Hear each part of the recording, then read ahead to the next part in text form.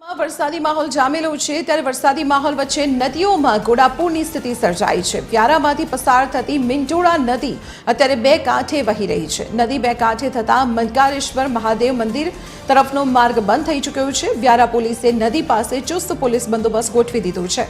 કાંઠા વિસ્તારમાં કોઈ ન જાય તે માટે સાવચેતીના ભાગરૂપે પોલીસ બંદોબસ્ત ગોઠવવામાં આવ્યો છે।